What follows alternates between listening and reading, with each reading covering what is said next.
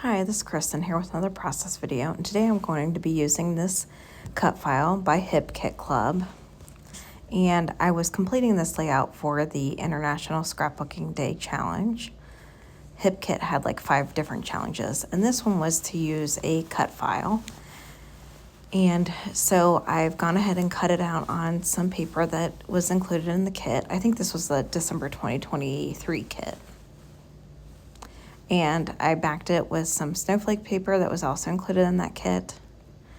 And my initial thought was to use the paper that I had cut the cut file out on as border paper and then just use some white cardstock over it, adhere the cut file down on top of that, and then embellish. But I figured since it was a challenge, I decided I was going to use another cut file.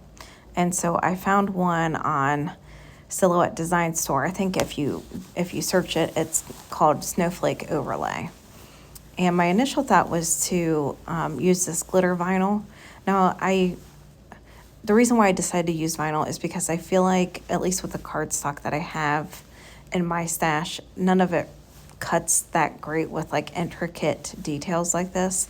So, and I feel like vinyl cuts much better for that. So I initially was going this route and I liked it. I end up keeping this paper, so I'll use it for something else.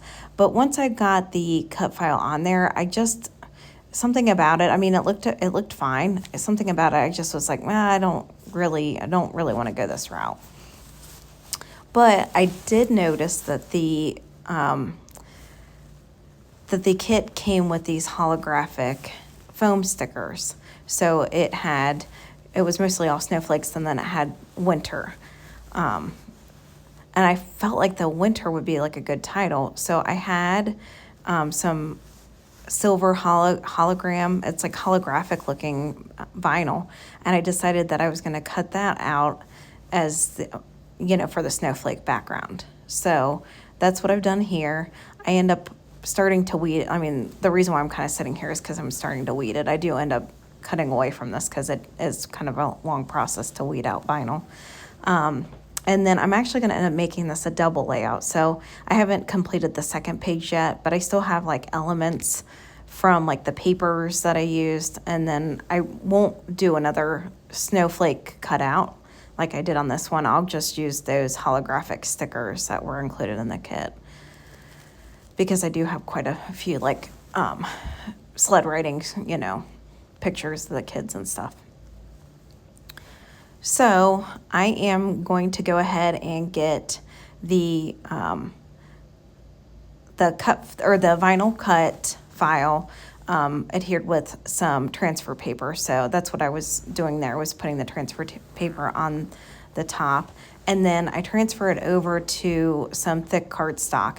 Now, when I had originally done the silver vinyl, it ended up ripping up in spots, but I had used a thinner cardstock. So this is actually Vicky Bouton's mixed media cardstock, and that actually held up really well. So I didn't have any tears or ripping or anything like that.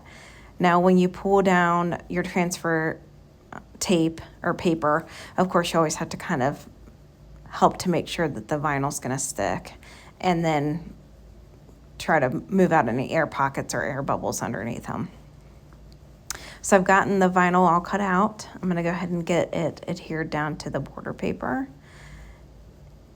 And then the picture that I'm scrapbooking was actually a picture of the kids making some snow angels, and our pond had frozen over, so we were actually on the pond, playing on the pond. So this little spot on the snow globe was almost kind of like, I feel like an area where there's supposed to be kind of like a sign there. So I felt that would be a good spot for a title. And so what you saw me doing there was I just was using an embossing folder to emboss some white cardstock. And it was like an old Cuttlebug folder that I had in kind of a swirl pattern. So I ended up setting that behind it, popping up the snow globe on foam, so that, because the holographic design that snowflakes on the background, it's very eye-catching. So I kind of wanted to set the snow globe out apart from it, so that's why I popped it up on foam. And then I'm just going to start going through the embellishments here. I wanted to try to go pretty simple with the embellishments just because, the paper and the holographic snowflakes were it was kind of, a little bit of a loud layout, I guess. There was a lot going on with it, so I wanted to keep the rest of it very simple. So these are all chipboard pieces here that I'm currently working with. I will go back later and probably put like a date or something like that on that chipboard piece that's below the pictures. I typically don't do like a ton of journaling, because I feel like a lot of time the pictures tell the story. But I usually will put who's in the picture and the date just for future reference.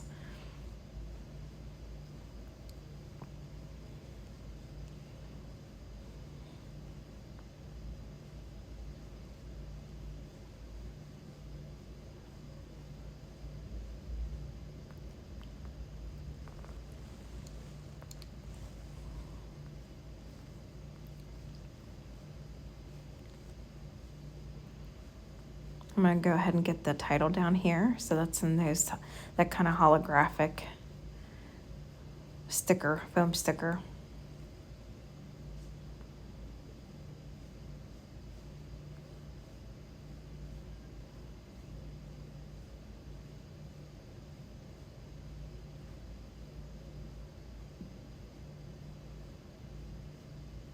And I decided I'm going to put fun underneath here. So these are just stickers that were included in the kit.